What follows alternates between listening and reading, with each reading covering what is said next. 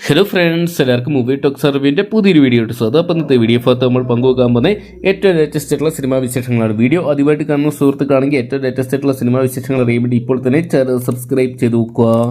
ഇന്നത്തെ പ്രധാന സിനിമാ വാർത്തകൾ നോക്കുകയാണ്. ഒന്നാമത്തെ അപ്ഡേറ്റ് ഒരു ദിവസത്തെ കളൻ എന്ന് പറയുന്ന ഏറ്റവും പുതിയ മലയാള ചിത്രത്തിൻ്റെതാണ്. നിലവിൽ മലയാളത്തെ ഏറ്റവും പ്രശസ്ത ഡയറക്ടർ ഒരാളാണ് ജിത്തു ജോസഫ് നിലവിൽ അണിയിച്ചൊരുക്കുന്ന ഏറ്റവും പുതിയ ചിത്രമാണ് ഒരു ദിവസത്തെ കള്ളൻ എന്ന് പറയുന്ന സിനിമ. ജോജു ജോർജ്, ബിജു മേനോൻ തുടങ്ങിയവർ കേന്ദ്ര കഥാപാത്രമെത്തുന്ന ചിത്രം ജനുവരി മാസം 30 റിലീസ് നടത്താൻ പോകുമെന്ന് അറിയിച്ചിട്ടുണ്ട്. ചിത്രത്തിന്റെ ഒഫീഷ്യൽ റിലീസ് ഡേറ്റ് ഇപ്പോൾ പുറത്തു വിട്ടിരിക്കുകയാണ്. അടുത്തൊരു അപ്ഡേറ്റ് നോക്കുകയാണെങ്കിൽ പരാശക്തി എന്ന് പറയുന്ന ഏറ്റവും പുതിയ തമിഴ് സിനിമയുടേതാണ്.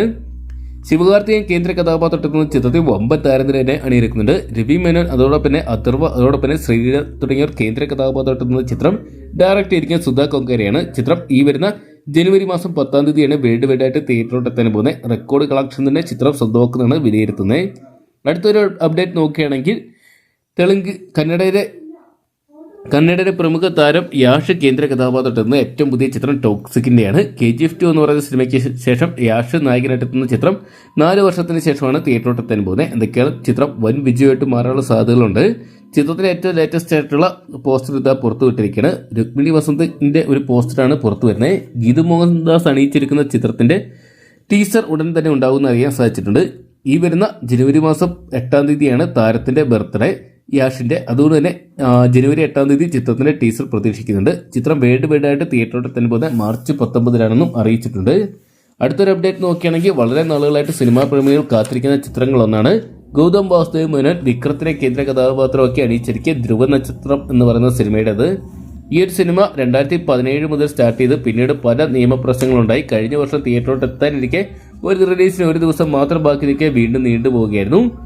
ചിത്രത്തിൽ വില്ലൻ വേഷത്തിലെത്തുന്നത് വിനായകനാണെന്നും പുറത്തുവരുന്ന റിപ്പോർട്ടുകൾ സൂചിപ്പിക്കുന്നുണ്ട്. എന്തൊക്കെയാണ് ചിത്രം ബോക്സ് ഓഫീസിൽ വൻ വിജയമായിട്ട് മാറുമെന്ന് പറയാൻ സാധിക്കത്തില്ല. ചിത്രം നീണ്ട നാളത്തെ കാത്തിരിപ്പ് വരാൻ പോയിട്ടുണ്ട്. ഈ വർഷം തന്നെ തിയേറ്ററിലോട്ടെത്തും. ഫെബ്രുവരി മാസം അല്ലെങ്കിൽ മാർച്ച് മാസമായിട്ട് ചിത്രം തിയേറ്ററിലോട്ടെത്താൻ സാധ്യതയുണ്ടെന്ന് ഗൗതം വാസുദേവ് മേനോൻ തന്നെ ഒഫീഷ്യലായിട്ട് അറിയിച്ചിട്ടുണ്ട്.